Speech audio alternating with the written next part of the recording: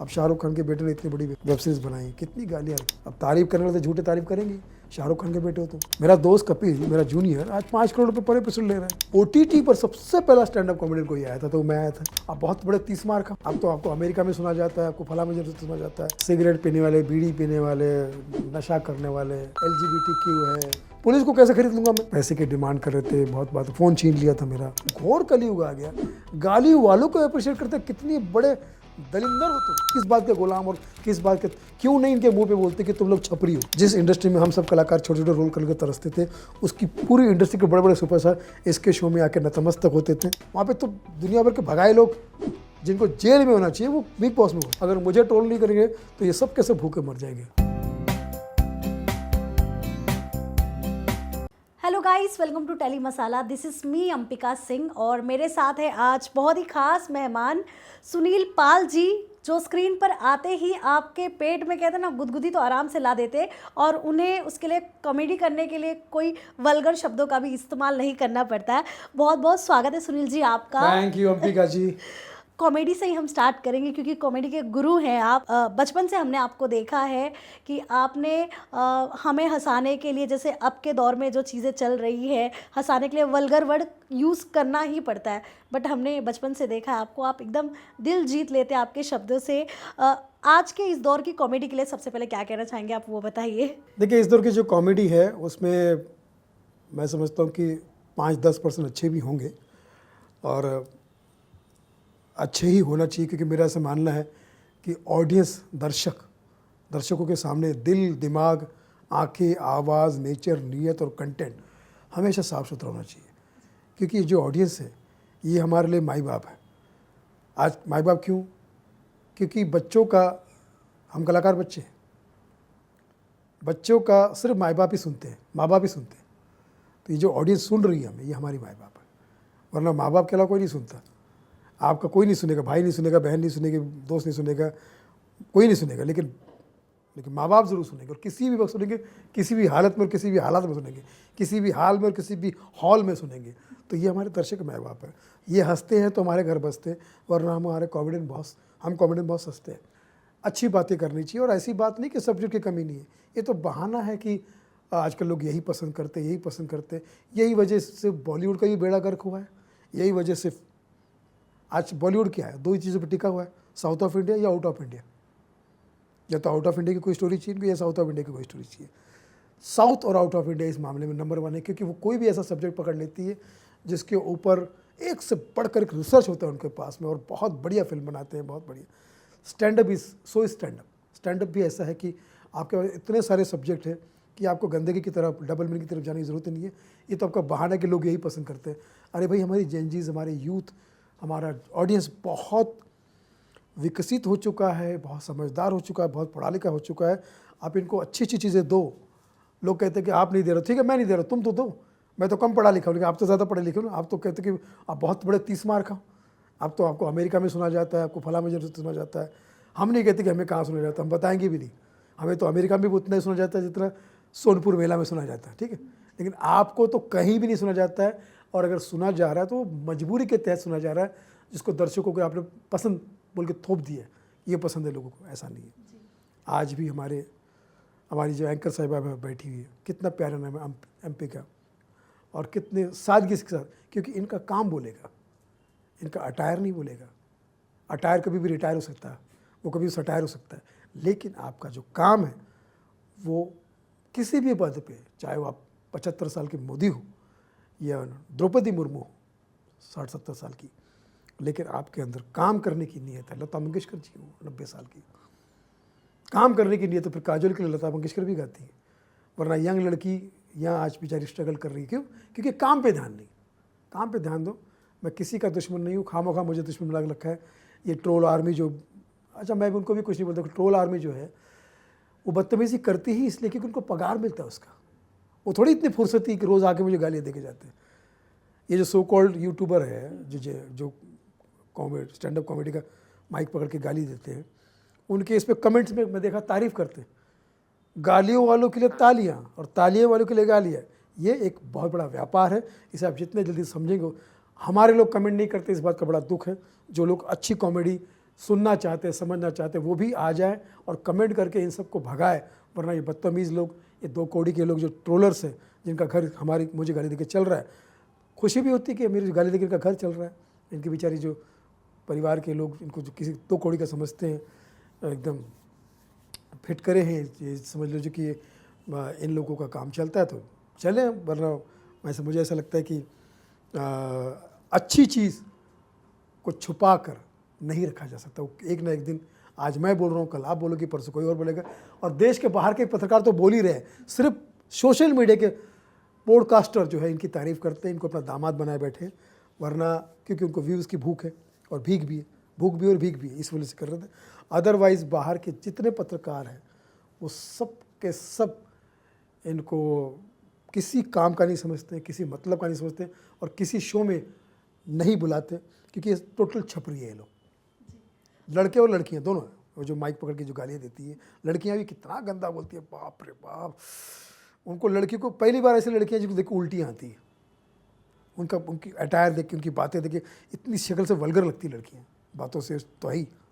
सुनील जी, जैसे कि आपने खुद ही बता दिया है कि आप हमेशा रडार पे आ जाते हैं जब कुछ भी आप उठाते हैं, सवाल जवाब करते हैं लोगों से। तो सबसे ज़्यादा आज तक किसके फैंस ने आपको टारगेट किया है, किसकी, मतलब सबसे ज़्यादा? क्योंकि ये गालियों सब पे आ जाते सोशल हैं। मीडिया और OTT प्लेटफॉर्म का एक अपना एक कह सकते कि एक उनका सेक्शन होता है PROशिप का, उसमें IT का जहर, ये बाकायदा इतने लोग बाकायदा उनके आर्टिस्ट को लाइक भी करेंगे, उतने लोग बाकायदा उनके लोगों को व्यूज़ भी देंगे। वो बाकायदा एक प्लानिंग होता है। जैसे T सीरीज़ का गाना चल गया, क्योंकि प्लेटफॉर्म इतना बड़ा है तो उनके चाहने वाले और उनके ट्रोलर्स, उनके प्रशंसक भी उतने ज़्यादा है, तो एक गाना लाखों में, मिलियन, नॉर्मल गाना भी चले रहता है। वही बहुत अच्छा गाना, जो हिट गाना नॉर्मल प्लेटफॉर्म पर डालेंगे तो शायद उतना नहीं जाएगा। तो इनके फिक्स होते हैं, ये एक रोज़ी रोटी है, काम है, एक जरिया है, लोगों को नहीं पता, पब्लिसिटी स्टंट है ये। इसमें कोई भी वल्गर कॉमेडी करने वाला भी, उसको इतने लाइक्स मिल जाएंगे, इतने मिल जाएंगे, ऐसे मिल जाएंगे कि लोगों को लगा इससे बड़ा कोई है नहीं। और हम जो, क्योंकि अच्छा हमें वो लोग बुलाते हैं, लेकिन हम बोलते भाई गाली नहीं देंगे, तो फिर उनकी हिम्मत नहीं थी बुलाने की। मैंने कहा बिना गाली के हाँ अच्छा कंटेंट नहीं, बोले नहीं सर हमारे यहाँ पे गालियाँ ही चलती है, बोलते हैं हमको, तो फिर हम नहीं जाते उन पर। तो इस वजह से वहाँ के जो ट्रोलर्स हैं, जो उनको अप्रिशिएट करते हैं, जो उनको लाइक करते हैं, उनको बाकायदा पेमेंट है, इस चीज़ की ही रखा गया उन लोगों को। करोड़ों है ऐसे, देश के करोड़ों नौजवान जो है, बेरोज़गार जो है, इनको इस पर, उनको कोई अकल नहीं, कोई वो, उनकी कोई वैल्यू नहीं उनका बस यही काम है कि उनको सुबह उठ के उनके खिलाफ जो जा रहा है उसको गालियाँ देना है, और उनके फेवर में जा रहा है उनको खूब तारीफ़ करनी है, नए नए शब्द ढूंढ के लाने हैं कि वाह भाई आपने कमाल कर दिया, ऐसा कर दिया वैसा। सच धरातल पे आज मैं 90% भारत में शो कर चुका हूँ, रोज़ाना करता हूँ। कल भी मैं बरेली में था और पूरे पारिवारिक शो में करता हूँ, मुझे तो कोई प्रॉब्लम नहीं होता। 1.5 से 2 घंटा मेरा परफॉर्मेंस चलता है, लोग फ़ोटो खिंचवाते हैं, पत्रकार फ़ोटो खिंचवाते हैं, आके बात करते हैं। तो इनके हिसाब से इन्होंने ऐसा कर दिया है, सोशल मीडिया को, OTT को इतना हुआ कर दिया है कि इनके हिसाब से वहाँ के अलावा बाकी दूसरे कलाकार कहीं, भाई हम कहते हैं ना कि आके हमारे परफॉर्म करो, हमारे स्टेज पे करके दिखाओ तो पता चलेगा। जहाँ पे 9 साल का बच्चा भी है और 90 साल के बुजुर्ग भी बैठे, वहाँ के करके दिखाओ। फिर क्यों आपकी शर्तें आ जाती कि नहीं हमें 16 साल से ऊपर की ऑडियंस चाहिए, 30 के नीचे की ऑडियंस चाहिए, फिर ये क्यों शर्तें क्यों? बिना प्यार जो है बिना शर्तों के किया जाता है, और हमारा परफॉर्मेंस दर्शकों के प्रति हमारा सच्चा प्रेम है। ऑल्सो आपने मिमिक्री बहुत सारे आर्टिस्ट की है, चाहे वो नाना पाटेकर जी हो, चाहे सुनील शेट्टी जी हो। कभी आपको फीडबैक मिला है उनके तरफ से? सबसे अच्छा किसके तरफ से लाफ्टर मिला के बाद 3-4 साल में लगातार पुलिस के जो शो होता है, महाराष्ट्र पुलिस का, जिसमें कमिश्नर खुद सबको बुलाते हैं, अमिताभ भट्टाचार्य, अमिताभ जी थे, अमिताभ और भी लोग जो बड़े बड़े कमिश्नर थे, उनका डायरेक्ट लेटर आता था हमको, और पूरी पुलिस की ऐसा लगता था जैसे गिरफ्तार करने आते हैं ना 11 मुल्क की पुलिस, मतलब किसी बहुत बड़े क्रिमिनल को, ऐसा पूरे मोहल्ले में। हमारे शुरू में तो मैं जहाँ रहता था इतनी पुलिस आई कि पूरा मोहल्ला घबरा गया कि क्या हुआ। वो मुझे इनवाइट करने आए थे, मैंने कहा सर आप मुझे बुलाते, मैं पुलिस स्टेशन आ जाता, इतने सब मुझे घबरा के बोल के, यार शक्ल से चोर लगता था यार, ये साला देखो आज आ गए पूरे, ऐसा हो गया। एनीवेज, तो उसमें मैंने किया, तो सामने अमिताभ बच्चन बैठे हुए हैं, सामने नाना पाटेकर बैठे हैं, सामने पूरी तमाम इंडस्ट्री बैठी हुई है और सबकी नकल करता था मैं।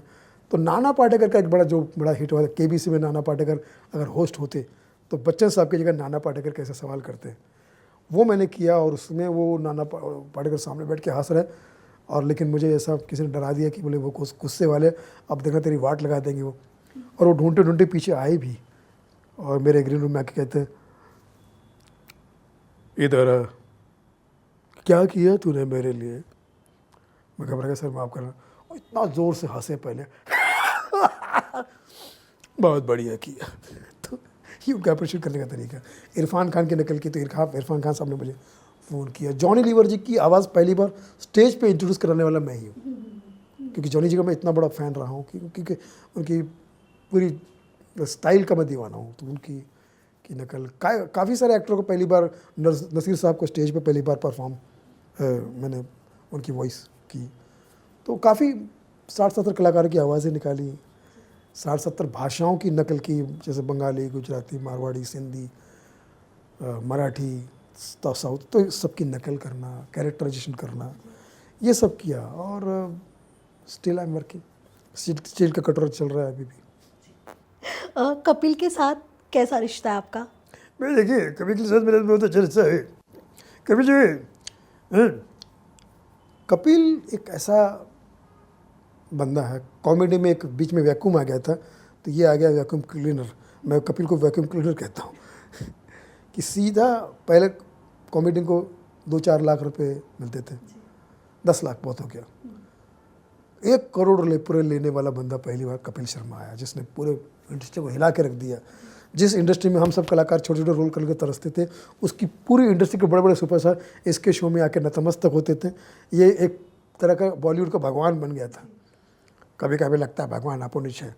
कपिल शर्मा के शो में आके सब लोग अपने शो को प्रमोट करते थे, फिल्म को प्रमोट करते थे। जो नहीं आता था उस फिल्म को फिल्म ही नहीं माना जाता था।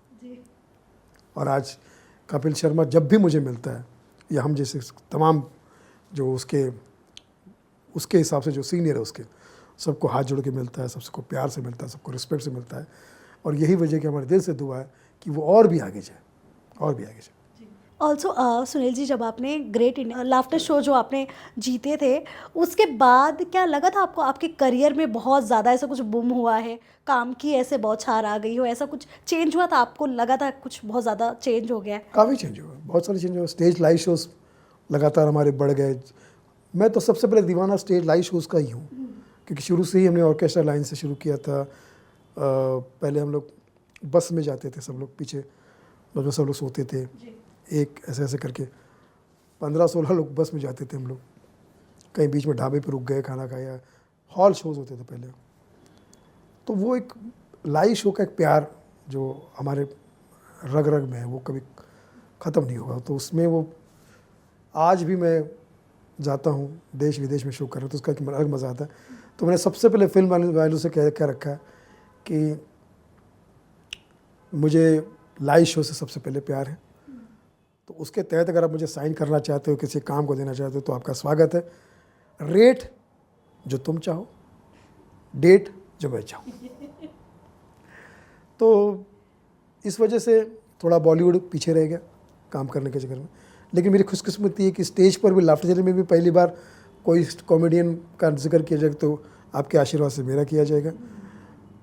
OTT पर सबसे पहला स्टैंड अप कॉमेडियन कोई आया था, तो मैं आया था जब इनसाइड स्टोरी जो वेब सीरीज़ आया था विवेक ओबराय की। तो उसमें वो लोग पूरे सारे क्रिकेटर एक जगह खड़े होते और एक परफॉर्मेंस देखते। वो सुनील पाल ही परफॉर्म किया था मैंने।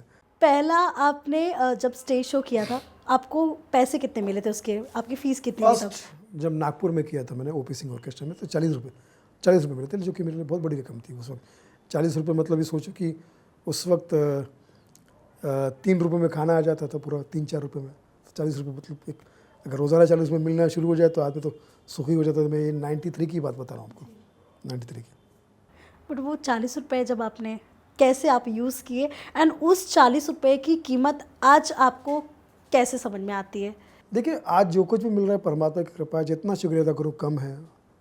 मुझे तो मिल रहा है, मेरे दोस्तों को और ज़्यादा मिल रहा है, और वो मिलता रहे, भगवान करे। आज कपिल शर्मा को मैं देखता हूँ 5 करोड़ रुपये पर एपिसोड ले रहा है। मैंने कहा जीवन में क्या बदला भाई, पहले से लेकर अब तक। पहले पहले मैं कपिल शर्मा था, शादी के बाद कपिल शर्मा हो गया हूँ। तो मैंने कहा सुहागरात में कॉमेडी नाइट विद कपिल तो नहीं था। लेकिन उसकी भी कह सकते हैं कि देखिए कितनी बड़ी बात है, the great Indian laughter challenge शुरू किया था, the great Indian Kapil Sharma तक पहुंची उसकी जर्नी। तो बहुत बड़ी तरक्की है और ऐसे ही सबके साथ में हो। और हम लोग जो भी कर रहे हैं, जैसा भी कर रहे हैं, जो शुरुआत में 40 रुपये मिले थे वो आज भी याद है। और मैं समझता हूँ कि बहुत बहुत बड़ा अप्रिशिएशन था हमारे लिए। और बड़ी बात तो ये थी कि शुरुआत हो गई थी काम करने की, पाँव काँप रहे थे लेकिन शुरुआत हो गई थी।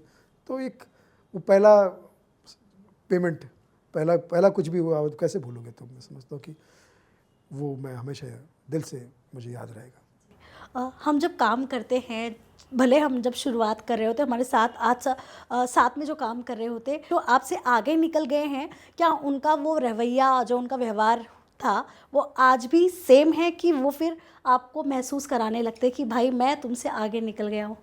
ये बड़ा अच्छा शेर है, दस्तूर है महफिल का जब जाम छलकते हैं, बाज़र महकते हैं, कमज़र बहकते हैं। किसी पार्टी में आप देखना बेवड़े दो टाइप के होते हैं, एक होता है जो स्टाइल में पी रहा है, एकदम एंजॉय कर रहा है, एक होता है 2 पैक भी उड़ने लगता है, चिल्लाने लगता है, चीखने लगता है। उसके लिए शेर है कि एक दस्तूर है महफिल का जब जाम छलकते हैं, बाज़र महकते और कमज़र बहकते हैं। सफलता उस जाम की तरह होती है, किसी को हजम होती, किसी को नहीं होती। तो ऐसे एग्जाम्पल बहुत है, हो सकता है मैं भी किसी के लिए ऐसा एग्जाम्पल कि बैग गया हूँ। लेकिन ज़्यादातर लोगों को मैंने अपनी तरह से देखा है। जैसे कपिल को मैं समझता हूँ कि हमारे लाइन का शाहरुख खान है, वो सुपरस्टार है, या शाहरुख खान उनकी लाइन का कपिल शर्मा है। बहुत ही सीखने मिलता उस आदमी से, बहुत टैलेंटेड है, बहुत टैलेंटेड। लेकिन उसके साथ के 2-4 कलाकार हैं जैसे थोड़ा सा दाएं बाएं हो जाते हैं, लेकिन ठीक है फिर भी। लेकिन वो कह सकते हैं ना कि 19-20 तो हर जगह आपको देखने मिलेगा। लेकिन उनके बदलाव से हमारे जीवन में कोई फ़र्क नहीं पड़ा, क्योंकि हम तो अपना स्टैंड अप कॉमेडियन जो होता है सेल्फ मेड होता है। वो अपने खुद के पैर पे खड़ा होकर खड़े खड़े काम करता है, खड़े खड़े काम कर देता है और खड़े खड़े काम करके निकल जाता है। तो हम लोग तो वैसे ही सोलो परफॉर्मर है, वैसे भी किसी के हमारे परिवार को नहीं पता चलता कि हम कब प्रैक्टिस करते हैं, कब काम करते हैं। आज तक घर वाले परेशानी की ये बनाता कब है, सोचता कब है, कैसे कब करता होगा, क्या करता होगा, कुछ किसी को कुछ नहीं पता। माँ को भी नहीं पता, बहन को भी नहीं पता, बीवी को भी नहीं पता, बच्चों को भी नहीं पता, किसी को नहीं पता। आपके साथ बैठकर मैं घंटों बैठा रहूँ लेकिन आपको नहीं पता चला कि हम क्या प्रैक्टिस कर रहे हैं।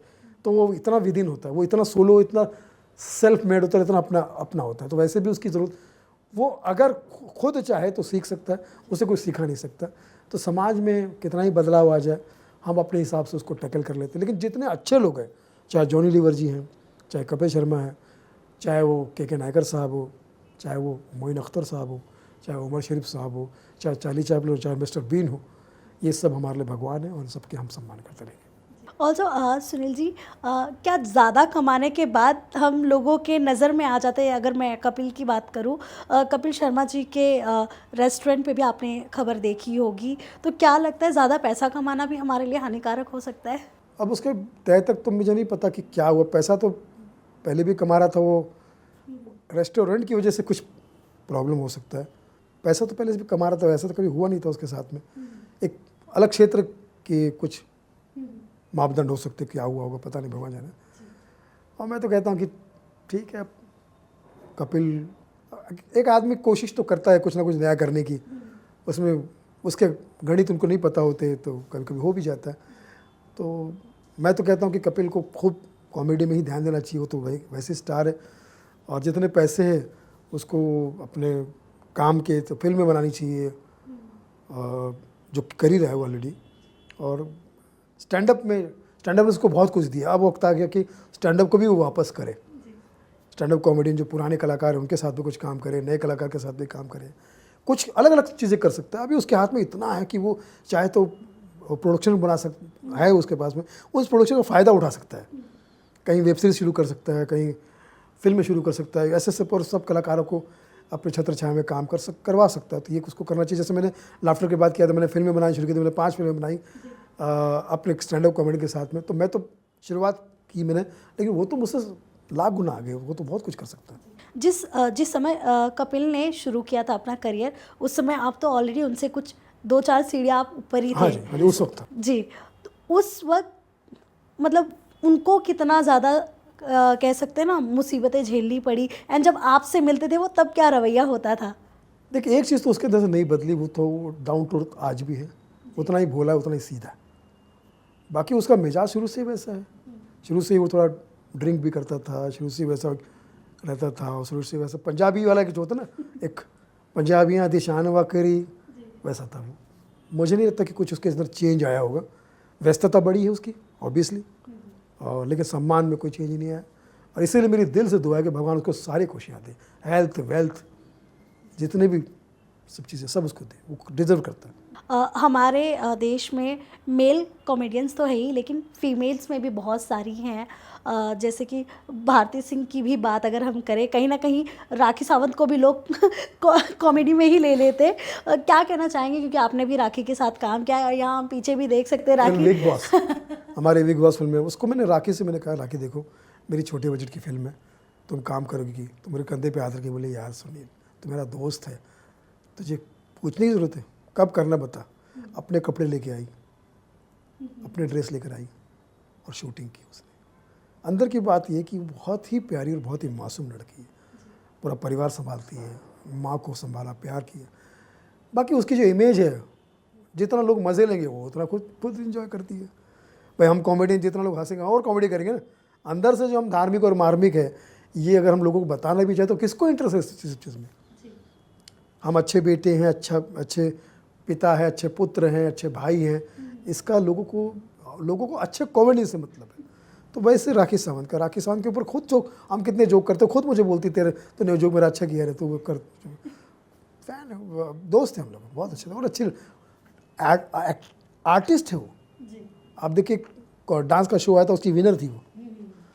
तो डांस के शो में विनर हो जाना बड़े बड़े कलाकार के सामने, ये कोई आर्टिस्ट ही कर सकता है।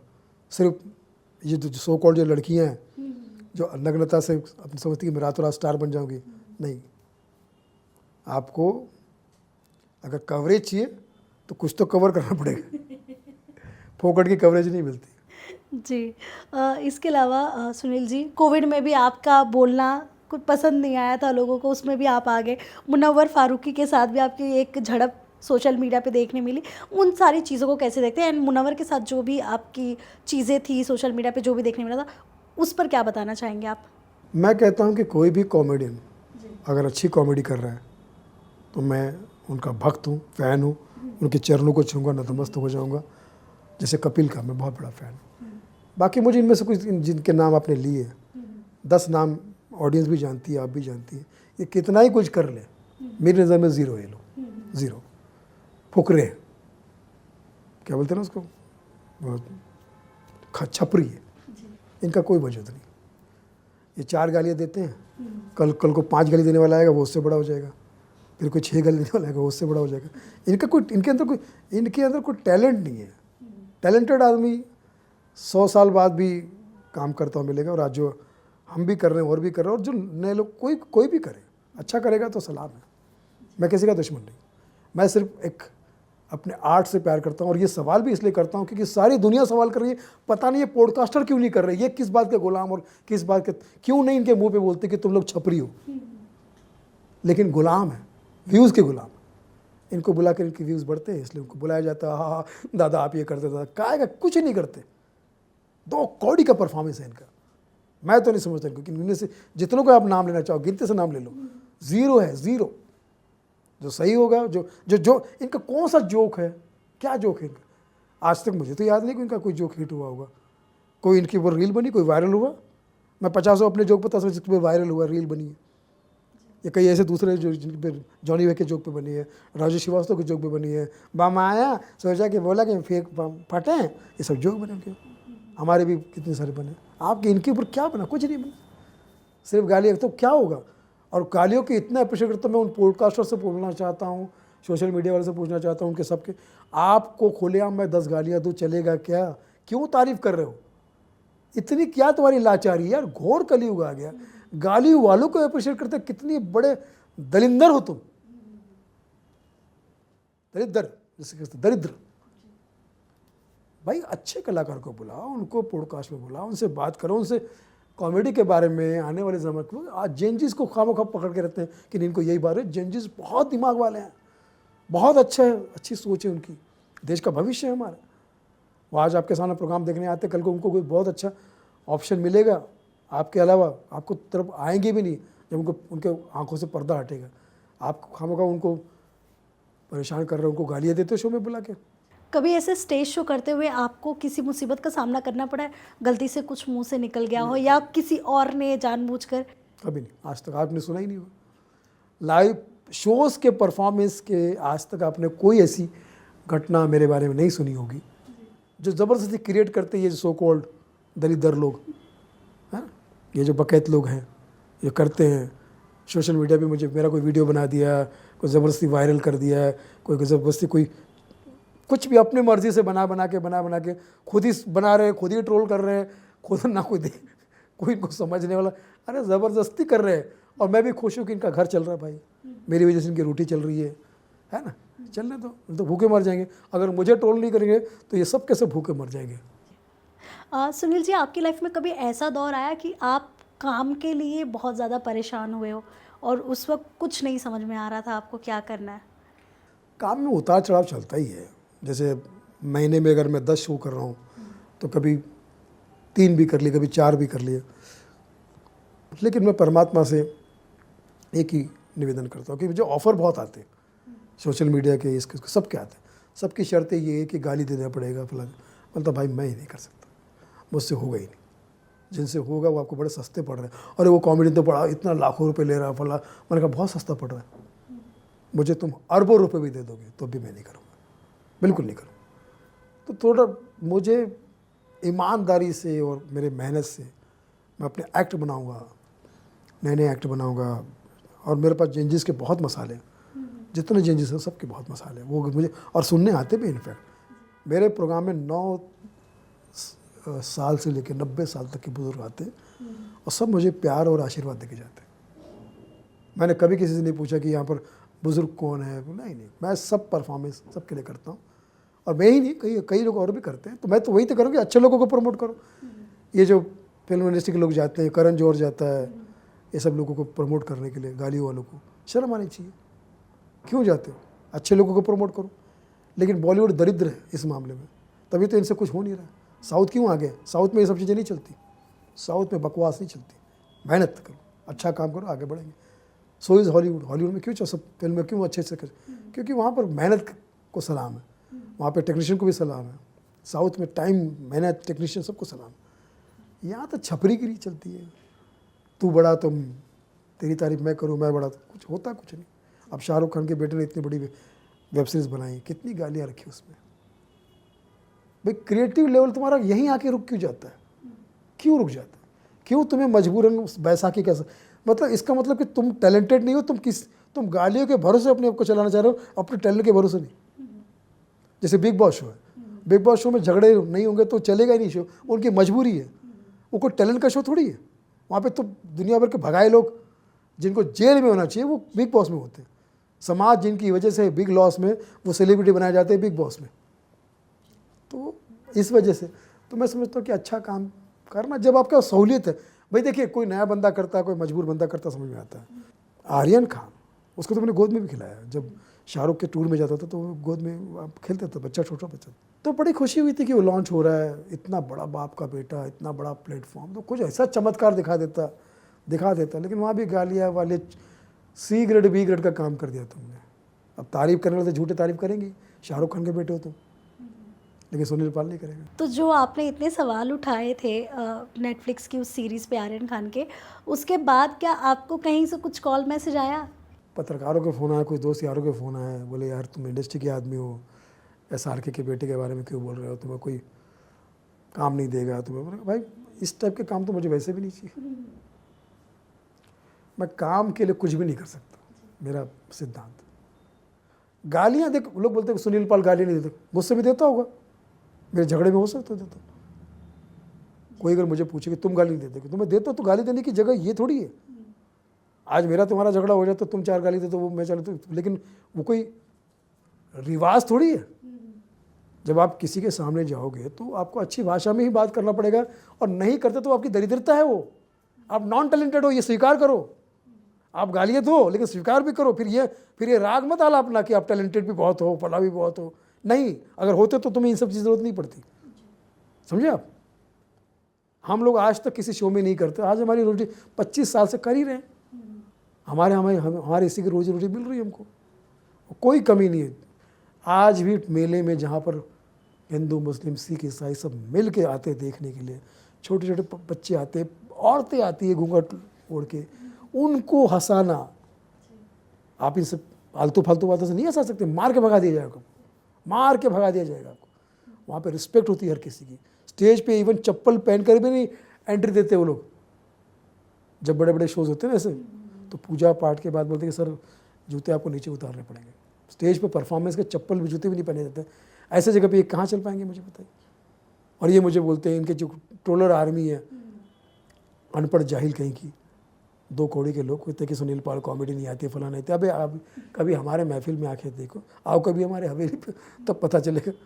ये सब तो आपस में एक दूसरे की पीठ को जाते हैं, व्यूज़ का गेम है। और ये फंसेंगे, बहुत बुरी तरह से फंसेंगे। ये दौर देखिए, कोरोना जब आया या महामारी सुनामी आई तो उसने क्या सोचा था, मैं दुनिया ख़त्म कर दूंगी। खुद ख़त्म हो गई दुनिया, आज भी चल रही है। इसलिए कोरोना महामारी या आंधी तूफान मत बनो। तो आंधी तूफान पल भर के लगता है कि सब ओ यही है, दुनिया घबरा जाती है, अरे बाप रे बाप रे। ये आंधी तूफान मत बनो, इसको ख़त्म होना है। जैसे ये सोडे की तरह ऊंचा जितनी जगह उतने तेज़ी से नीचे आएंगे। ये सर्द हवा जो है ना, जो चलती रहती 24 घंटे, वो इंसानों को ज़िंदगी देने का काम करती है, सांस देने का काम करती है, जीवन देने का काम करती है। उसका काम है जीवन देना, इसलिए हमेशा वो चलती रहती है और सर्द हवाओं का सम्मान हमेशा बना रहेगा। आंधी तूफान कभी नहीं चलेगा। तो ये सब थोड़ी देर के लिए आंधी तूफान की तरह आएंगे, पता नहीं चलेगा। तो मैं बहुत खुशकिस्मत हूँ कि मैं सर्द हवा की तरह चल रहा हूँ। कहीं ना कहीं जीवन भी जी रहा हूँ, और लोगों को जीवन देने में अगर सर्द हवा का एक हाथ है और मैं उसका अंश हूँ, तो बहुत ग्रेटफुल हूँ।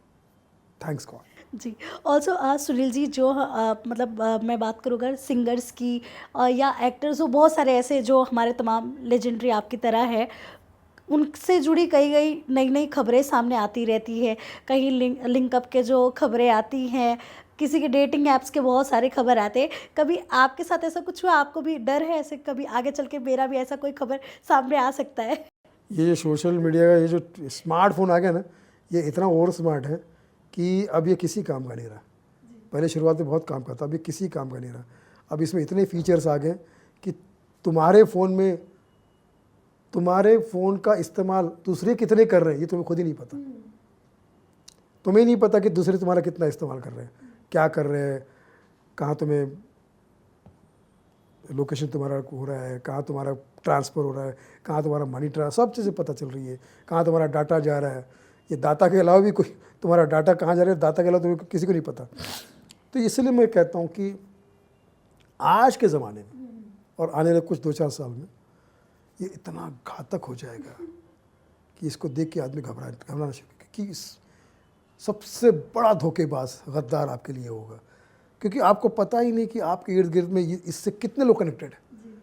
आप कहीं जा रहे हो सबको पता है, आप क्या कर रहे हो पता है, आप किससे बात कर रहे हो पता है, आपने कौन सा फ़ोटो लिया वो सब डाटा में जा रहा है। सब पता नहीं क्या क्या ऐसे कोड्स आ जाएंगे कि आप जो भी कर रहे हैं 1 मिनट में सबको पता चल रहा है ना।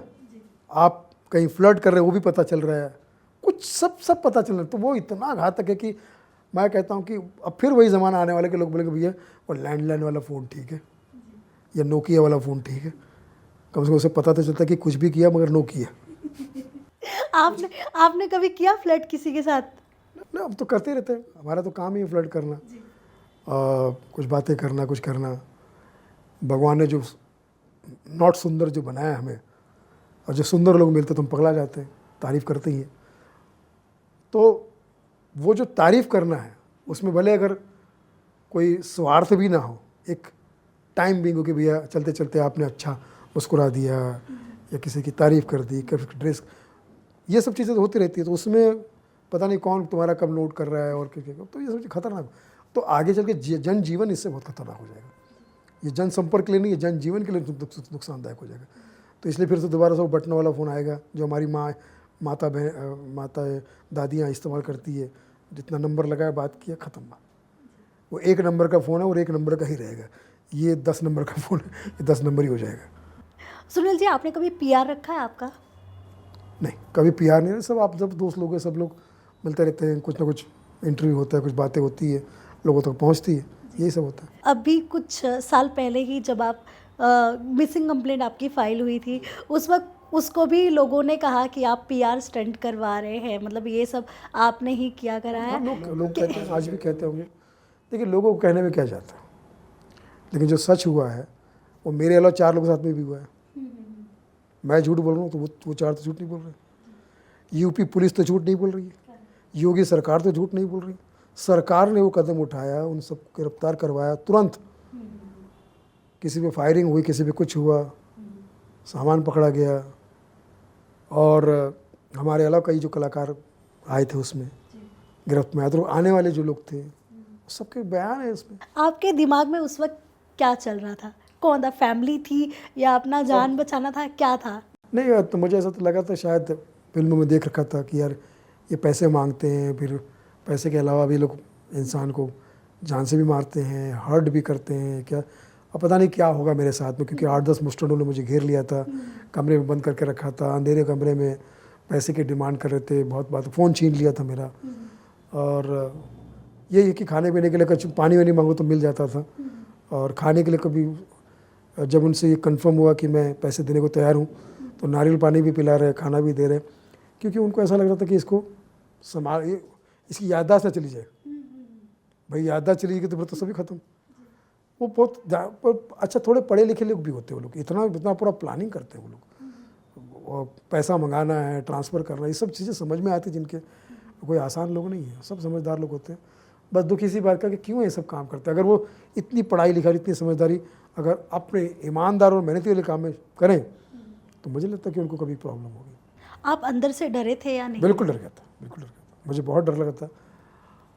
इत्तेफाक की बात है, जब उन्होंने मुझे किडनैप किया था, तो मुझे जब उनकी गाड़ी में, मैं पहली गाड़ी में बैठा, जब मुझे लगा था कि हम शो में ही जा रहे हैं, नॉर्मल था मैं, तब मैंने माँ से बात की थी। तो ये देखो, उनका ऐसा लगता है शायद उस दिन माँ का आशीर्वाद मेरे साथ में रहा होगा। उस दिन मैंने बहुत 2-4 दिन के बाद माँ से बात की थी, और काफ़ी देर तक बात की थी। फिर उन्होंने कहा कि अभी ये गाड़ी बदलने वाले हैं, दूसरी गाड़ी, तो नॉर्मली होता ही है। मुझे लेके जा रहे थे वो हरिद्वार शो के लिए दिल्ली से, तो मैं तो शो के ही मूड में था ना, गाड़ी बदल के बाद किया, फ़ोन छीन लिया फलक। एनीवेज, तो ये सब मेरे साथ, मेरे अलावा भी सबके साथ, बहुत लोगों के साथ में हुआ ना। तो लोग ये कि इतने लोग पागल, इतने अनपढ़, इतने जाहिल कैसे हो सकते हैं जो आरोप लगाते हैं कि सुनील बाल ने पब्लिसिटी स्टंट किया था। अरे भाई, पब्लिसिटी स्टंट करना इतना आसान है क्या? पुलिस को कैसे खरीद लूँगा मैं? पुलिस को खरीद लूँगा? हाँ, यूपी सरकार को खरीद लूँगा मैं? मेरे अलावा बात 4-5 कलाकार, उनको खरीद लूँगा मैं कि आप भी मेरे साथ में ऐसा स्टेटमेंट दीजिए। पैसे ज़्यादा आ रहे हैं आपके पास? पैसे तो मेरे अलावा बहुत लोगों के पास में, लेकिन क्या होता है कि जिसके नसीब में जो चीज़ें भोगनी होती है। अच्छा, देखिए, इंडस्ट्री का भी पहला बंदा वो मैं ही हूँ। किडनैपिंग वाला मामला इंडस्ट्री में किसी के सामने अगर आया तो मेरे सामने है। बाकियों का मेरे साथ पहले हुआ, लेकिन उन्होंने कभी बताया नहीं था।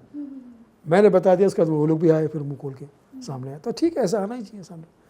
तो अभी तो हाथ जोड़ के निवेदन है, भैया कलाकार, लड़का लड़की, कभी भी आउटडोर जाते हो आप, तो पूरी तरह से छानबीन करके जाइए। अब आप जाते हो तो आप कितने प्रिपेयर होके जाते हो? बहुत प्रिपेयर, कौन बुला रहा है, कहाँ का है, उनका पुलिस परमिशन है क्या, वहाँ पुलिस स्टेशन का लेते हैं।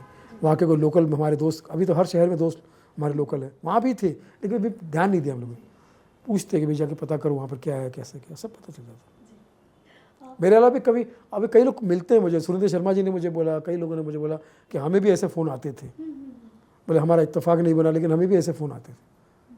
काफ़ी लोगों ने बोला कि ये करते ही वो सब, उनका काम ही हो। वेस्टर्न यूपी का जो पूरा जो लिंक है, बिजनौर से लेके मेरठ से लेके, हालांकि मेरठ और बिजनौर में मैंने इतने शोज़ किए और इतने मेरे दोस्त, इतना परिवार जैसा मेरे लिए हो, तो लेकिन कुछ लोगों की वजह से ऐसे हो जाता है, वरना मेरठ और बिजनौर की नुमाइश कितनी मशहूर है।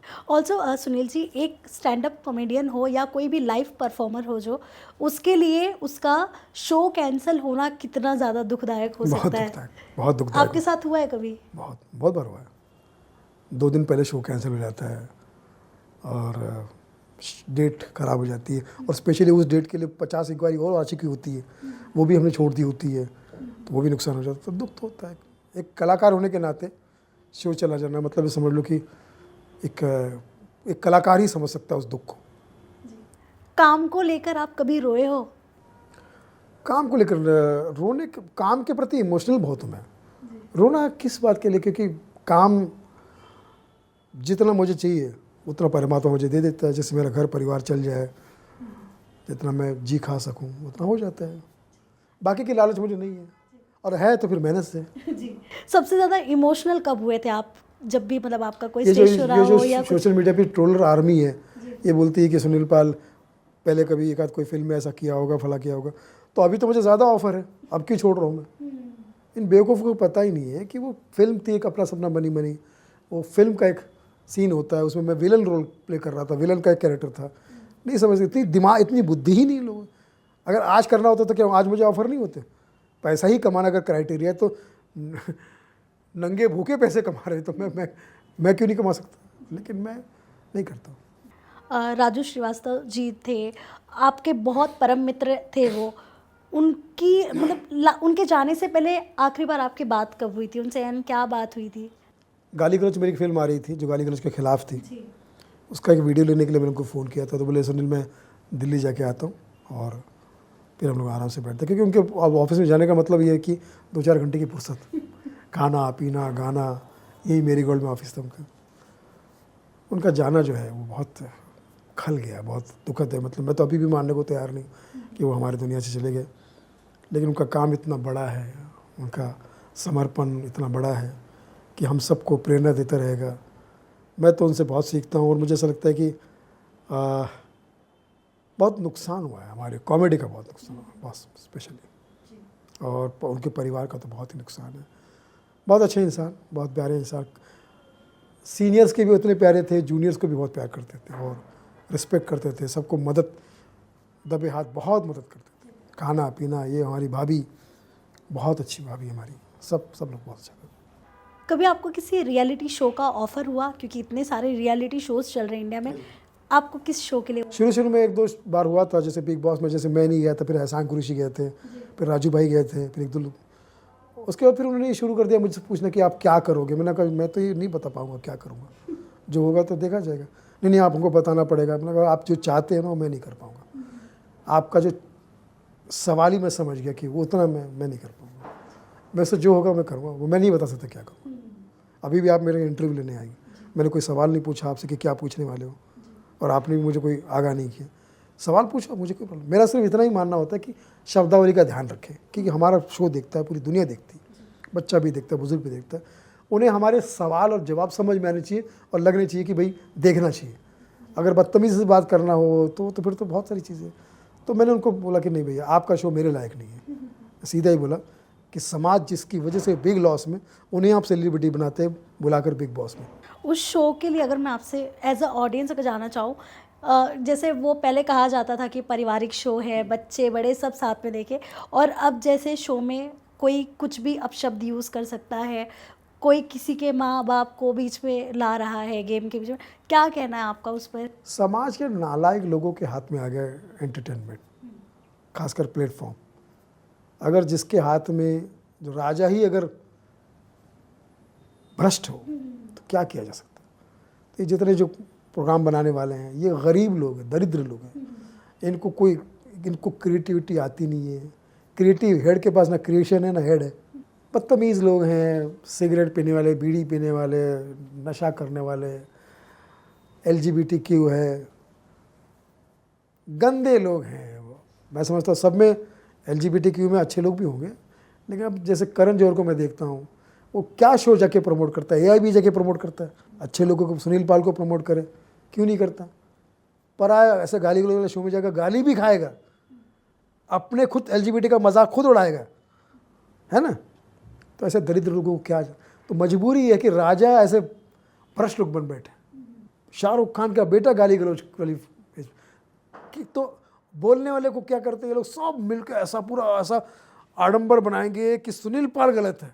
अरे सिर्फ सुनील पाल सही है, तुम लोग गलत हो। तुम्हें बोलने वाला कोई नहीं है, लेकिन वक्त जवाब जरूर देगा, ज़रूर जवाब देगा। बिग बॉस के इस वाले सीज़न में 19 में एक कॉमेडियन भी है, प्रणीत मोरे। उनको उनके बारे में क्या कहना चाहेंगे आप? मैं देखता नहीं, मैं शो ही नहीं देखता। अच्छा, कभी नहीं देखा आपने मैं बिग उनका? बॉस शो नहीं देखता। शुरू में देखा मैंने 2-3 शो। उन्होंने सलमान खान के ऊपर भी कॉमेडी वीडियोस बनाए थे, मतलब उल्टा सीधा उन्होंने बोला था उस वीडियो में, उनकी ज़िंदगी के कुछ कह सकते हैं मजाक बनाया था उन्होंने। आज वो उनके ही शो में गए, क्या लगता है आपके लिए उनके लिए कितना वो फ़ायदेमंद हो सकता है शो, या फिर शो के बाद उनका भी कुछ अलग ही हो जाएगा? उनको मैं सीरियसली किसी को नहीं लेता। मैं नहीं समझता कि सीरियसली कोई वो इनमें से कोई भी सीरियसली मैं नहीं मिलती। मैं ठीक है, वो अब आपस में ही इनको एक दूसरे को गालियाँ देना है, आपस में गाली गलौज करके यही सब करके पैसा कमाना है। तो क्या मैं क्या कर सकता हूँ? मेरे तो वो टेस्ट भी नहीं है, मेरा तो चॉइस भी नहीं है। मैं क्या करूँ देख के और उनको उनके बारे में बात करके। आखिरी बार आपको बिग बॉस के लिए कब अप्रोच किया गया था? हर बार कभी कभी फ़ोन आता है, लेकिन कभी मीटिंग हो जाती, कभी नहीं हो जाती। लेकिन जब मुझे आखिरी बार जब मुझे वो 1-2 बार उन्होंने पूछा था, इस बार भी शायद फ़ोन आया था मुझे, लेकिन सवाल वही था उनका कि क्या करेंगे, कैसे करेंगे, मुझे नहीं पता। अब मैं आगे से नहीं जाऊँगा। अब ये लोग मुझे कभी भी बुलाएंगे, भले मैं कतरा हूँ, समंदर नहीं हूँ, मैं सलमान खान नहीं हूँ, लेकिन मैं सुनील पाल हूँ, मैं नहीं जाऊँगा। ये करोड़ों पे भी देंगे तो नहीं जाऊँगा। मेरे हिसाब से बहुत दरिद्र शो है ये, लज्जास्पद शो है। बायकॉट करना चाहिए शो को। इस शो को तो जितना जल्दी हो सके इसको समाज से, क्योंकि ये शो ना समझ में आता ना समाज में आता। इंडस्ट्री से सबसे ज़्यादा आपको प्यार किससे मिला आपके हिसाब से? भाई कुछ कलाकार तो ऐसे हैं कि ये देवता लोग हैं, जैसे जैकी श्रॉफ है, बहुत अच्छे इंसान, मिथुन दा, गोविंदा, जॉनी लीवर साहब, नाना पाटेकर साहब, इरफान खान साहब, सुनील शेट्टी जी। हीरोइनों में जो डाउन टू अर्थ है, माधुरी दीक्षित, ऐश्वर्या राय, आलिया, रणवीर सिंह कपूर भी अच्छा है, लेकिन सिंह वेरी, राजपाल यादव मैं उस्ताद मानता हूँ, गुरु मानता हूँ, बहुत अच्छे हैं सर। तो इन सब से बहुत प्यार मिला मुझे, और मैं इन सब का सम्मान करता हूँ। और लोगों से जो नहीं मिल पाया मैं, तो उनके बारे में आमिर खान वर्ल्ड टूर किया आमिर खान के साथ, बहुत अच्छे इंसान। आमिर खान, अनिल कपूर, अनिल कपूर थोड़े से है, थोड़े वक्त आने पर टेढ़े हो जाते हैं, लेकिन फिर भी ठीक है। यादें किसी के साथ कोई खास है जो बता सकते हो आप, जो शायद किसी को पता नहीं हो? इनके साथ तो बहुत समय गुजरा मेरा, 2.5 महीना साथ में थे। वर्ल्ड ट्रेड सेंटर का जब गड़बड़ हुई थी ना, लादिन का, तब हम अमेरिका में ही थे।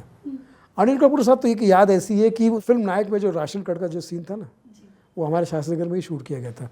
इतनी भीड़ अनिल कपूर को देखने के लिए। परेश रावल जी भी उस सीन में थे, और मैं बीच में जो घुसने की कोशिश करता था, हम लोग हाई लेवल पे स्ट्रगल चल रहा था हमारा, और फिल्मी कीड़े थे, लेकिन कोई जाने नहीं दे रहा था। दूर से देख रहा था अनिल कपूर। वो पिक्चर को दिन भर शूट में मैं था, और दूर दूर से देख रहा था। इत्तेफाक की बात, जब वो पिक्चर रिलीज़ हुई तब हम अमेरिका में लगान के वर्ल्ड टूर में अनिल कपूर के साथ बैठ के वो फिल्म थिएटर में देखी हम लोगों ने। शंकर की फिल्म थी, और मेरे पिताजी का नाम भी शंकर है। तो कहने का तात्पर्य ये है कि कभी कभी कोई चीज़ ऐसी होती है जो आप मांगते हो, तो मेरे साथ भी ऐसा हुआ कि कभी कभी मैंने कोई चीज़ मांगी। आज सारे जो मेरे ड्रीम सुपरस्टार, चाहे वो प्लेबैक सिंगर में कुमार शानू हो, सोनू निगम हो, उदित नारायण हो, आशा जी हो, अलकाई जी, सुनिधि चौहान, ये सब मेरे ड्रीम सुपरस्टार थे, है, और शबीर कुमार, और ये सब आज वो सब मुझे नाम से जानते हैं, घर जैसा मुझे समझते हैं, प्यार देते हैं। ये मेरे लिए यही मेरी कमाई है। पैसा मुझे जितना ज़रूरी है उतना परमात्मा देता है, और मैं कहता हूँ भाई परमात्मा मुझे उतना ही पैसा देना जिससे मेरी हेल्थ वेल्थ रिस्पेक्ट बनी रहे, उतना मुझे देता है। और उससे ज़्यादा क्या चाहिए? है सब कुछ अपने पास में, सारा सब कुछ चल रहा है, परिवार खुश है, बस हमें और कुछ नहीं चाहिए। सुनील जी, अब तो आपको पूरी इंडस्ट्री में इतना प्यार मिला है, आपने as a director, as a producer, as a actor, हर एक कहते हैं ना हर एक चीज़ आजमा ली आपके ऊपर। लेकिन मुझे वो दौर के बारे में जानना, आपका मतलब आपके बचपने के बारे में। आपके जो पिताजी थे वो इंडियन रेलवे में थे, अगर मैं गलत नहीं हूँ, तो मुझे वो दौर जानना है आपका, कैसे आपने पिताजी के ट्रांसफ़र के बाद मुंबई आए, कैसे लाइफ आपने वो स्टार्ट की थी? 1975 में मेरा जन्म हुआ था। उस साल 2 फिल्में रिलीज़ हुई थी, सुनील पाल और फिल्म शोले, और इमरजेंसी भी लगी थी। सोचिए आप, मैं इमरजेंसी में आया, और कितनी इमरजेंसी में आया, लोग पैदा होने के लिए 9 महीने लगाते हैं, मैं 2 में पैदा हुआ, 2 मई। 1 मई को लेबर डे होता है, दूसरे दिन ही लेबर पैदा हो गया था। उस बीच में लेबर पेन भी बहुत हुआ था। कहने का तात्पर्य कि किसान परिवार से, गरीब परिवार से है, और किसान परिवार से पैदा होना तो एक बहुत प्राउड की बात है हमारे देश में। मेरा गांव मेरा देश, अगर रियल गांव, रियल देश को है तो हमारा गांव है, क्योंकि वहाँ कल्चर है, वहाँ पे अपनापन है, वहाँ मिट्टी है, वहाँ हवा है, सब कुछ ओरिजिनल है वहाँ पे। रीजनल है लेकिन सब ओरिजिनल है ना। और मैं समझता हूँ कि मैं फिर मेरे पिताजी, दादाजी की रेलवे में नौकरी थी, पिताजी की बल्लार से आंध्र प्रदेश का बॉर्डर लास्ट, वहाँ पे फिर मुझे फिल्में देखने का शौक़, डांस करने का शौक़। एक डांस कॉम्पिटिशन में भाग भी लिया था मैंने, फिल्म हिम्मत वाले के गाने पे डांस किया था, जीतू जी के गाने पे, 82 की फिल्म, 6-7 साल का था। कटोरा अवार्ड में मिला मुझे, स्टील का कटोरा। तो मैं पिताजी के पास में गया, मैंने कहा पिताजी मुझे स्टील का कटोरा मिला। बोले बस बेटा ये कटोरा ले और जगह जगह जाके मांग, तेरी रोजी रोटी शुरू हो जाएगी। असल में वो कहना ये चाह रहे थे कि इस कटोरे को लेके जा और जिस दर पे तुझे जो मिले वो मांग, प्यार, सम्मान, रिस्पेक्ट, एजुकेशन, जो मिल सकता है। तो ये जो चटोरा है, ये जो आपका चटोरा है, इसका पहला इनाम स्टील का कटोरा है, जिससे इसने आपका प्यार बटोरा है। And still I am working. फिर उसके बाद ये शौक़ शुरू हुआ, मिमिक्री करने लगा, कॉमेडी करने लगा, छोटे छोटे शादियों में कि जहाँ जहाँ मौका मिलता तो माइक मिलते ही आवाज़ें निकलना शुरू, कुछ करना शुरू। तो वो, लेकिन पिताजी इसके सख्त खिलाफ थे। पिताजी बोलते थे रेलवे में नौकरी कर ले, क्योंकि दादाजी भी रेलवे में थे, पिताजी रेलवे। उन दोनों भर्तियाँ निकलती थी, पॉइंट्समैन की, कूली की, जो भी मिल सकती है नौकरी। तो फिर आज मुझे लगता है कि मैं रेलवे में ही हूँ, देखा जाए तो। भाई रेलवे प्लेटफॉर्म है, OTT प्लेटफॉर्म है, रेलवे स्टेशन है, TV स्टेशन है ना, रेलवे ट्रैक है, म्यूज़िक ट्रैक है ना। तो मुझे ऐसा लगता है कहीं ना कहीं एक तरह से सेम प्रोफेशन में ही मुझे फील हो रहा है। और मैं आज भी कहता हूँ कि मेरी तरक्की ज़मीन से आसमान की है। पहले मैं रेलवे क्वार्टर में बाजू में रहता था ज़मीन, अब मैं एयरपोर्ट के बाजू में रहता हूँ आसमान। तो ज़मीन से आसमान तक की तरक्की मेरी। फिर करते करते फिर शौक़ पैदा हुआ, घर वाले भी खिलाफ थे, क्योंकि उनको पता है कि ये चीज़, क्योंकि ऐसा कुछ ज़रिया नहीं था और ऐसा कुछ, उनके लिए फिल्म लाइन बॉम्बे और कलाकारी एक बहुत अलग दुनिया थी। तो वो नहीं समझ सकते थे कि भैया इसमें भी कुछ किया जा सकता है। तो वो हमेशा कहते थे कि भाई तू छोटी मोटी कोई नौकरी कर ले या कुछ ऐसा। लेकिन मेरे अंदर जुनून था मिथुन चक्रवर्ती बनने का, शब्बीर कुमार बनने का, कुमार शानू बनने का, उसी में पागल की तरह। तो घर वाले भी गुस्सा भी करते थे और टेंशन में भी, और बाजू में आजू बाजू के लोगों ने बच्चों के साथ मुझे रहना, मेरे खेलना वगैरह बंद कर दिया था कि ये बिगड़ गया, अभी हमारे बच्चों को भी बिगाड़ेगा, ये फिल्मी कीड़ा बन गया। लेकिन जैसे तैसे करते करते मैं पहले नागपुर में आया, नागपुर में OP सिंह ऑर्केस्ट्रा में काम किया, उनके ऑफिस में ही रहता था। उनके ऑफिस का बॉय था, ऑफिस बॉय, ऑर्केस्ट्रा का बॉय था। ऑर्केस्ट्रा में सामान उठाना, बदले में परफॉर्म करना, सिर्फ परफॉर्मेंस का पैसा मिलता था मुझे। उसके बाद फिर मैं रिक्शा भी चलाता था वहाँ पे। तो ऐसा करते करते फिर मैंने सोचा कि, और मेरा ओमी सिंह मेरा एक दोस्त था, वो कहता था यार इतना ही मेहनत तो बॉम्बे में कर ले तो कुछ हो पाएगा, यहाँ तो ज़िंदगी भर यही करता रहेगा। तो 1995 में बॉम्बे आ गया मैं, मिथुन दा का एड्रेस लेके। लेकिन मिथुन दा उन दिनों नए OT में शिफ्ट हुए थे, और एक ऑर्केस्ट्रा वाला अजहर लश्करी करके मेरे दोस्त थे, उनका जोक मैंने सुना था, बड़ा खुश हुआ था। उनका जोक बड़ा हिट हुआ था। वो मैं पहले करता था कि ये घर में चोरी हो गई, तो मालिक ने नौकर से कहा रामू हमारे घर में चोरी हो गई, जब पुलिस स्टेशन में रिपोर्ट कर। बोले क्या बोलूँ? बोला रात का समय था, तारे चमक रहे थे, कुत्ते भौंक रहे थे, चोर आया, दीवार पर से कूदा और TV लेके भाग गया। अब वो नौकर गया दुकान अपना पुलिस स्टेशन, पुलिस को देख के घबरा गया। बोले क्या हुआ? चोरी हुई। बोले कैसे हुई? दिन का समय था, तारे भौंक रहे थे, कुत्ते चमक रहे थे, चोर आया, TV पे से कूदा और दीवार लेके भाग गया। तो उनका वो जोक मुझे बड़ा याद आता। तो लेकिन वो भी नहीं मिले, वो भी कुछ टूर। तो फिर मैंने चाय की दुकान में नौकरी कर ली सांता क्रूज में, मिथुन दा भी OT में। तो फिर चाय की दुकान में जब मैंने 1995 में नौकरी कर ली, तो मुझे नहीं पता था कि चाय बेचने वाले को हिंदुस्तान में आगे चल के सम्मान मिल सकता है, इज्जत मिल सकती है, कोई पोस्ट मिल सकता है। और वो दिन और आज का दिन है, अब देखो हिंदुस्तान में सिर्फ चाय वालों की इज्जत है। और फिर वहाँ से ऑर्केस्ट्रा शुरू हुआ, फला शुरू हुआ, घर वालों के संपर्क में था। धीरे धीरे 95 में आया, लेकिन ऑर्केस्ट्रा OP सिंह और यहाँ वहाँ पे OP सिंह, लेकिन यहाँ पर Milan Singh orchestra, show time orchestra, Kalakar orchestra, 7 colour orchestra करते करते करते फिर film star show Mahendra Kapoor साहब के साथ, सोनू निगम जी के साथ, मोरानीस के साथ में वर्ल्ड टूर, आमिर खान, अनिल कपूर, ऐश्वर्या राय, प्रीति जिंटा, सारे स्टेडियम शो हमने उसी वक्त कर दिए थे जो 2022 में दिल चाहता है और लगान के वर्ल्ड टूर गया था। उसके बाद कुछ फिल्में भी आई, फैमिली वाला, फिर हेरा फेरी नीरज वोरा जी के साथ में, ये लाफ्टर के पहले ही किया। फिर लाफ्टर चैलेंज आया, पहचान बन गई। उसके बाद से लेके अब तक आपने देख ही लिया कि काम कैसे कैसे। और हमारे लाफ्टर चैलेंज में भी चमत्कारी हो कि हमारा एक दोस्त आज मुख्यमंत्री है पंजाब का, राजू श्रीवास्तव जी, जो दुनिया के लाडले, आज हमारे बीच नहीं है, लेकिन स्टैंड अप कॉमेडी में उनसे बड़ा कोई नाम नहीं है ना। और तो ऐसे वहाँ से, और एक इतिहास है कि लाफ्टर चैलेंज से टेलीविज़न इंडस्ट्री में स्टैंड अप शुरू हुआ। शुरुआत करने की जो एक कह सकते हैं कि सौभाग्य जो है वो हमें मिला, और जिसके तहत आज भी हम काम कर रहे हैं। लेकिन ईमानदारी और मेहनत आज भी उतनी ही बरकरार है। हम किसी का बुरा नहीं चाहते, और मैं चाहता हूँ कि कॉमेडी करने वाले कलाकार नए भी आते हैं और अच्छे आते हैं तो हम उनका बहुत सम्मान करते हैं। नए कलाकार जैसे कपिल शर्मा है, वो मेरा जूनियर है, लाफ्टर 3 में आया था वो, लेकिन आज मुझसे एक गुना कदम आगे हैं और मैं उसका फ़ैन हूँ, ज़बरदस्त फ़ैन। मैं उसको उस्ताद मानता हूँ, अपना गुरु मानता हूँ। अच्छे कलाकार आएंगे तो मैं उनका फ़ैन हूँ। जैसे कि आपने इतनी जो आपकी जर्नी बताई, इसमें ज़रूरी नहीं है कि आप हमेशा अच्छे ही पल आपने बिताए हो। इसमें कुछ ऐसे भी पल होते हैं जो हम इस चकाचौंध कैमरे के सामने पीछे वाले नहीं जानते, बट वो क्या बीती है अपने ऊपर वो तो हमें ही पता होता है। आप मुझे उस टाइम आपके लाइफ का बताइए जब आपके पास तो सब थे, यार थे, दोस्त थे, आप इस इंडस्ट्री में थे, लेकिन वो एक डाउनफॉल ज़रूर आता है, चाहे वो कोई सेलिब्रिटी हो, चाहे कोई आम इंसान हो।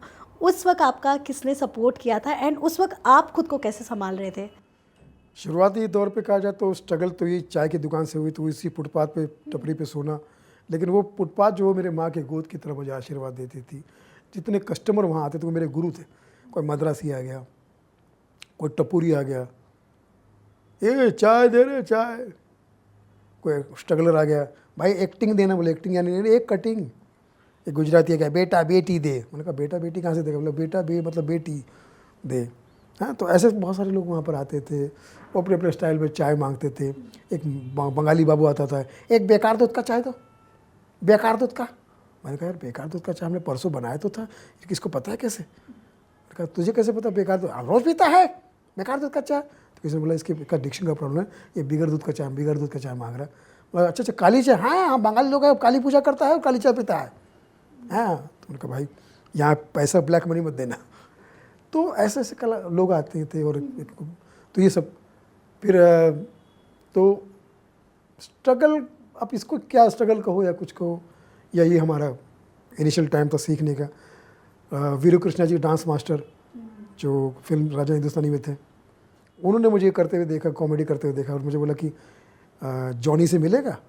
तो मैंने कहा अरे, क्योंकि राजा हिंदुस्तानी कर रहे थे, तो मैंने कहा अरे क्यों नहीं, वो तो मेरे उस्ताद है, गुरु, मिला देंगे क्या? क्योंकि उन्हीं की कैसेट वैसे देख के, वो राजू श्रीवास्तव जी उनके उस वक्त स्टार थे कैसेट के, कॉमेडी के। तो जॉनी भाई से उन्होंने मुझे मिला, जॉनी भाई परिवार में मैं सबसे मिला, हमारी माँ भाभी सुजाता भाभी, मैं उनको माँ अन्नपूर्णा कहता हूँ। उन्होंने मुझे इतना खाना खिलाया, इतना बढ़िया बढ़िया खाना खिलाया। फिर जिमी भाई, उनकी वाइफ संगीता जी, उन्होंने मुझे इतना खाना खिलाया। इस परिवार ने तो मुझे ऐसा कह सकते कि बॉम्बे शहर में मैं इस परिवार को अपना मंदिर मानता हूँ। इस परिवार ने मुझे इतना दिया। तो ऐसे कह सकते कि अच्छे लोग भी मिलते गए। बुरा तो मैं किसी को मानता नहीं, कोई बुरा कोई होता नहीं है। समय के साथ साथ जो जितना दे सके, किसी ने अगर एक गिलास पानी भी पिलाया तो वो उसकी उस वक्त की बहुत बड़ी मदद थी। तो इस तरह से मैं अपना समझता हूँ। धीरे धीरे आज भी उनका मिलना जुलना होता है, गाइडेंस मिलता है।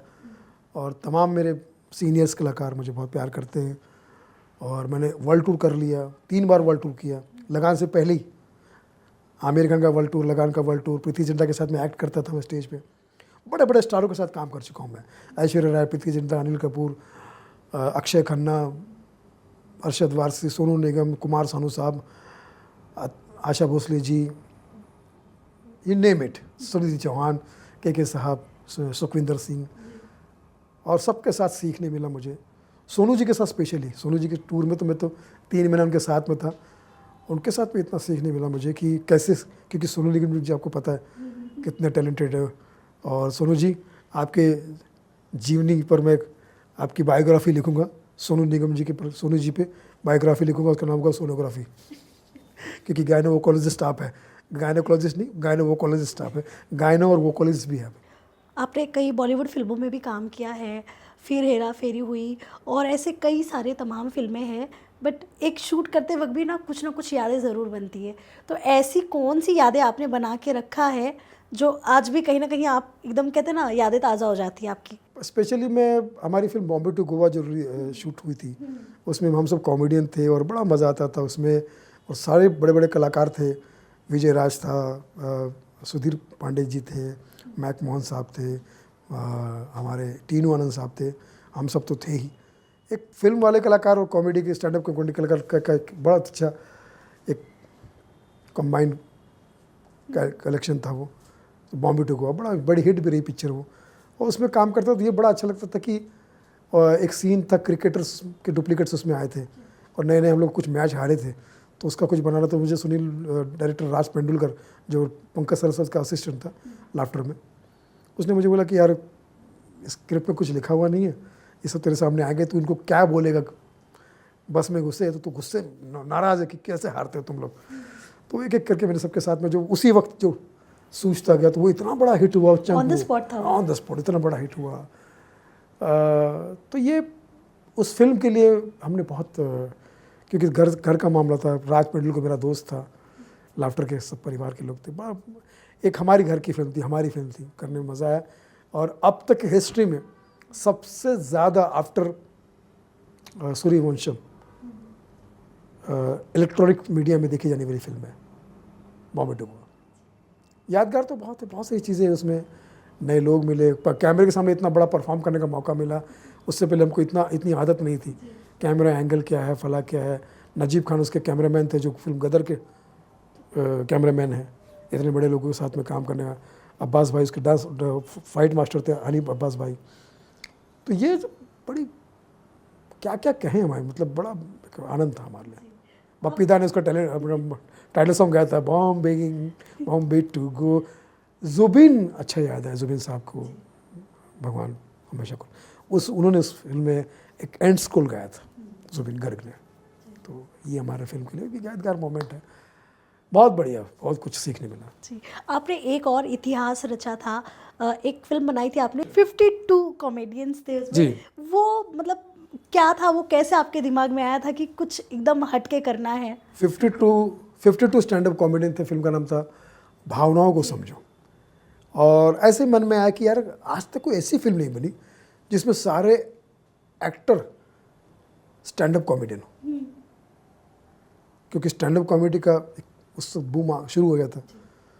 तो मेरे दिमाग में खुरापति क्या, लेकिन एक कहानी लिखते हैं उसमें हर एक्टर स्टैंड अप कॉमेडियन होगा, हर एज ग्रुप का बंदा होगा। तो फिर मुझे मिले के नायकर साहब से लेके कपिल शर्मा तक उस फिल्म में है, जॉनी लीवर जी हैं, वो सब 52। तो उस फिल्म को Guinness book of world record मिला, और भारत का बॉलीवुड का पहला सबसे पहला Guinness book of world record हमारे पास में।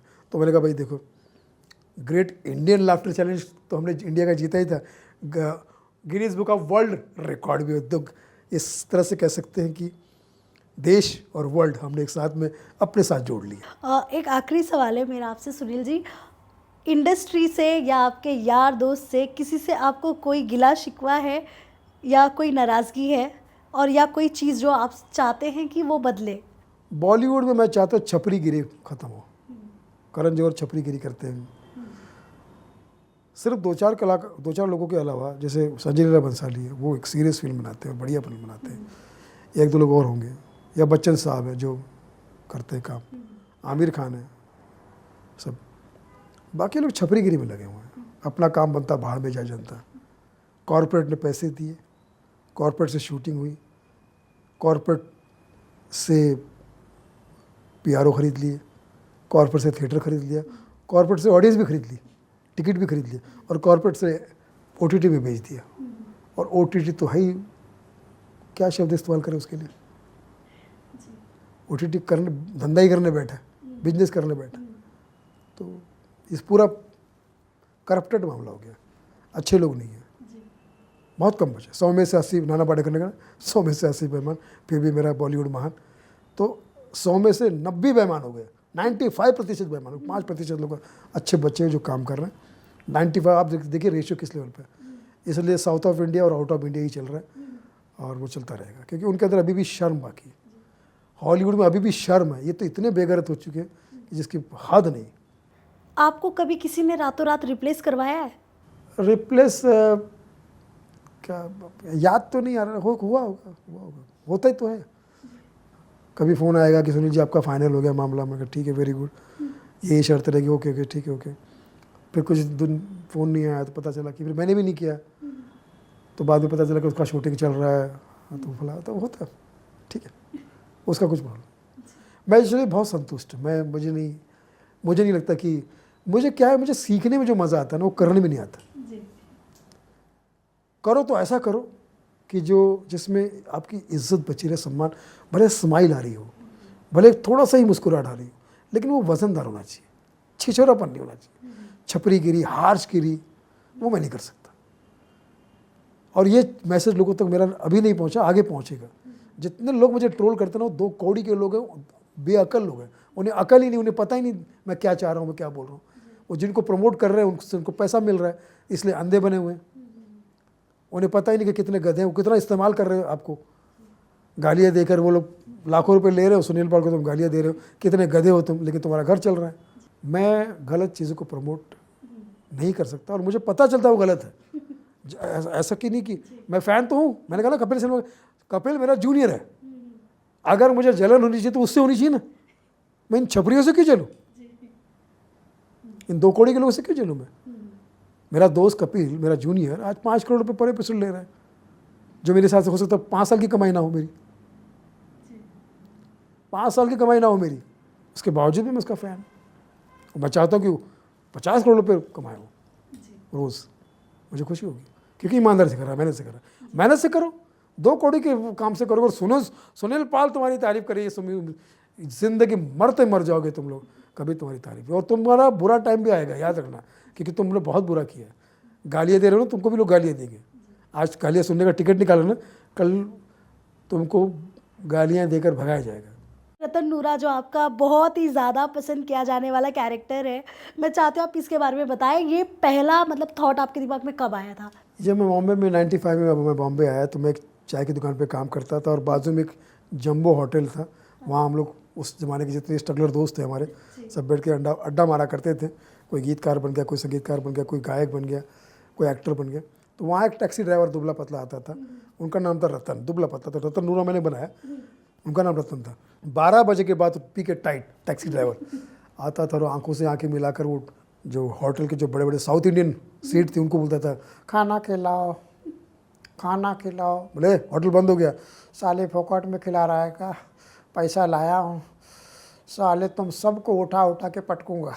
एक दुबला आदमी कह रहा है, सारे मोटे तगड़े साउथ इंडियन लोग, सबको पैरों तो ले कुचल दूंगा। क्या देख रहा है बे, अबे साले फिर देख रहा है, पैरों तो ले कुचल दूंगा, तुम्हारा होटल बंद करवाऊंगा।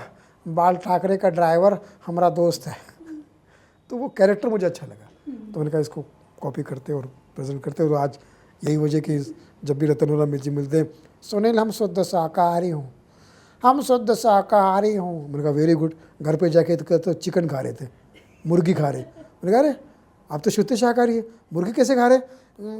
ये तो घर की मुर्गी है बे, दाल बराबर। तो बड़े समझदार और इंटेलिजेंट उनका पंच हुआ करता था, और तो वो भी हमारी पहचान है। Thank you so much Sunil ji, आपने इतना टाइम दिया और बहुत मज़ा आया आपसे बात कर। Thank you so much. बहुत शुक्रिया। अगर कहीं फिर भी त्रुटि हुई तो क्षमा प्रार्थी हूँ, क्योंकि आप ही का विद्यार्थी हूँ। हंसते रहिए, हंसाते रहिए, जियो हज़ारों साल, यही तहलील से दुआ दे रहा रतन नूरा और Sunil Pal. Love you all. Thank you so much. जाते जाते पंकज त्रिपाठी के शल में कहूँगा, बहुत बढ़िया, मज़ा आ गया। देवी जी ने प्रश्न बहुत अच्छे किए। बाबूजी से मिलिए, बाबूजी से का भी इंटरव्यू कीजिए, बड़ा अच्छा लगेगा।